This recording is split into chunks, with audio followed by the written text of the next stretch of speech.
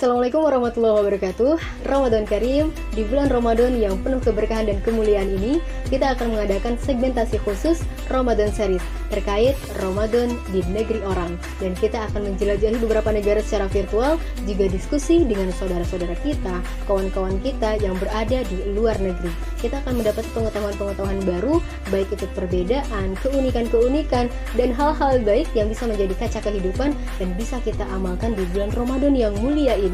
Dan jangan lupa untuk teman-teman ikuti summary challenge-nya untuk mendapatkan hadiah terbaik. Segala ketentuan bisa dibaca di deskripsi. Selamat menyaksikan, mari kita ambil hal-hal baik di dalamnya. Barakallahu fiik. Wassalamualaikum warahmatullahi wabarakatuh.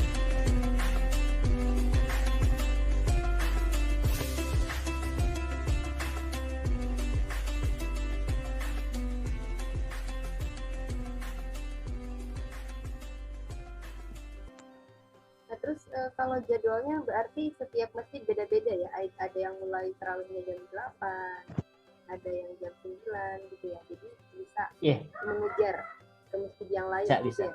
Jadi kita tahu jadwalnya gitu ya. Bisa, ada. Sudah walaupun nggak tertulis pun itu sudah apa istilahnya udah terkenal lah.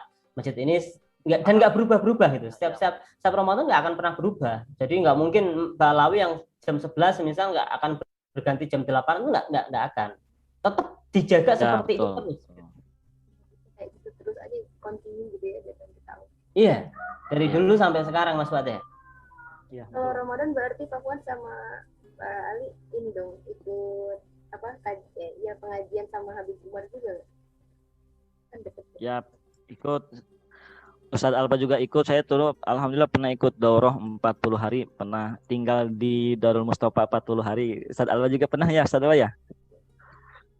Alhamdulillah. Jadi kalau saya pribadi sih ketika di Tarim saya lebih mulazamah, lebih dekat dengan durusnya, dengan halakohnya Syekh Muhammad Ba'udon, yaitu Mufti Tarim. Karena dari saya, kecenderungan saya waktu di Tarim lebih dekat ke sana gitu. Jadi beda-beda kan, setiap mahasiswa punya pilihannya beda-beda. Ada yang kecenderungannya mulazamah di masjid sini, ada yang mulazamah ataupun dekat ke Darul Mustafa. Kalau saya pribadi dulu waktu di Tarim lebih cenderung dekat ke beliau, jadi di Masjid Sahal. Saya hampir setiap aktivitas ketika mau ujian, mau apapun saya pasti di Masjid Sahal. Ustadz Alba berbeda, Ustadz Ali berbeda. Itu beda-beda, jadi karakter mahasiswanya di sana beda-beda dalam memilih satu tempat yang disukainya begitu. Untuk tambahan lah, karena kita tetap fokusnya di kuliah. Ya kita tetap fokus di kuliah, cuma untuk mulazamah dengan ulama Tarim kita beda-beda. Ada yang mungkin yang mulazamah di Quran bisa kesegaf, semisal untuk menghafal Al-Quran gitu. Cuma kalau kayak Mas Fuad sendiri dia di Masjid Sahal dengan Syekh Muhammad Ba'udon. Kalau saya sama teman-teman itu mulazamahnya sama Abu Bakar bin Idrus bin Smith di Masjid Al-Muhdor. Yaitu beliau kan imam Masjid Muhdor, untuk mulazamah kitab-kitab fikih, kitab tasawuf itu sama beliau. Ada yang mungkin mulazamah sama Habib Ali Masyhur di Darul Faqih, itu juga ada. Ada yang juga mulazamah ke mana? Ke Ribat Tarim. Kalau Darul Mustafa ada yang nggak bisa ikut ke Ahlul, nggak bisa ikut kuliah. Dia nggak bisa ikut ke Ribat, nggak bisa. Jadi Ribat pun juga sama. Ribat Jawa juga sama. Nah ini salah satu kelebihan dari anak Ahlul. Biasanya di situ, ini yang membedakan. Maka akan bisa kita lihat ketika semua mahasiswa Indonesia di Hadramaut kumpul, bisa kita lihat mana yang Darul Mustafa, mana yang Ribat Tarim, mana yang Ahgo. Biasanya orang Ahgo orangnya kucel-kucel. Ya Mas Fuad. Karena paling sering keluar gitu. Berbeda kalau Darul Mustafa itu kan di dalam terus, Ribat Tarim juga di dalam terus, nggak bisa keluar dia. Keluar paling hanya kajian-kajian yang dekat dengan Ribat saja. Kalau kita kan enggak. Kita ini bisa dibilang ada di tengah-tengah antara Ribat Tarim dan Darul Mustafa. Jadi mahasiswa Al-Ahqaf itu lebih cenderung menganggap semua masyayikh dan habaib di Tarim adalah guru, karena semuanya bisa dijelajahi, dimulazamahkan. Jadi tidak ada istilah fanatik lah. Jadi fanatik terhadap enggak ada. Jadi karena anak-anak mahasiswa mah ke semuanya didatangi. Ya Habib Umarnya didatangi, Darul Mustafa, ya Habib Salimnya dulu almarhum Al-Maghfurlah didatangi, kemudian tempat-tempat halaqah ilmu yang lain pun didatangi sampai ke Darul Idrus, Masjid As-Segaf, kemudian dan sebagainya. Itu kelebihan daripada anak-anak Universitas Al-Ahqaf mahasiswanya begitu. kan yang dari masjid ke masjid itu kan tuan semua gitu. Ada kalau ahwatnya juga sama kayak gitu nggak? Enggak. Oh enggak. Kalau dari ahwat sendiri kita nggak bisa mengakses, bisa dibilang seperti itu. Kita mengakses ahwat itu nggak bisa di sana. Karena memang kalau kita kemana saja kita nggak akan bisa kumpul. Dengan ahwat itu nggak bisa, dari mulai pendidikan, dari mulai sholat, bahkan pasar pun itu dipisahkan. Ada pasar yang khusus nisa untuk perempuan. Jadi kalau kita ke pasar biasa, ya kita ketemunya dengan laki-laki, yang jual laki-laki, yang angkat barang laki-laki, semuanya laki-laki.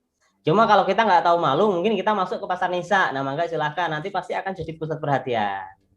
Ya kita pasti Ustadz akan Alba jadi. sering ya. Ustadz Alba sering. Jadi kalau untuk aktivitas perempuan di Tarim, pastinya mereka memiliki aktivitas yang khusus ya, tidak bersama dengan laki-laki, punya jadwal khusus. Maka di sana itu banyak juga musola an-nisa, khusus musola khusus para wanita. Nah, ya jadi ada tempat-tempat tertentu yang emang laki-laki tidak mungkin bisa ke sana dan sebagainya, karena aktivitasnya pasti sama, tarawih bareng dan sebagainya. Cuma untuk akses ke sana kita ya tidak banyak mengetahui, tapi secara pasti ada, secara prinsip pasti ada kegiatan-kegiatan yang khusus dilakukan oleh para wanita, pastinya pun sama kegiatan-kegiatannya, cuma lebih komunitas khusus saja. Jadi dilakukan kalau kita di masjid tertentu. Kalau di sana mereka istilahnya musola nisa, karena kalau membahasakan dengan musola wanita lebih enak, karena orang yang halangan pun masih bisa masuk. Beda dengan istilah masjid gitu.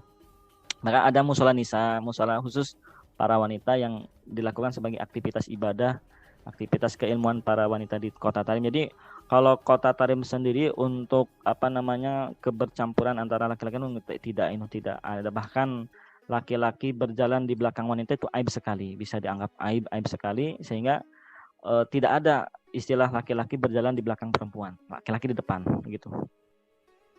Bahkan di jalan-jalan pun nggak pernah berpapasan atau jalan biasa. Kalau berpapasan enggak, jarang sekali gitu. Jadi memang beda gitu ya wilayahnya, jadi sampai nggak ketemu gitu. Iya. Kalaupun berpapasan ya pakai cadar, mereka tuh semuanya kita pun nggak tahu sosoknya siapa dan sebagainya. Jadi jarang lah, kalaupun berpapasannya jarang, tapi kalaupun berpapasannya mereka di sana itu semuanya bercadar gitu. Jadi kita tidak tahu siapanya gitu.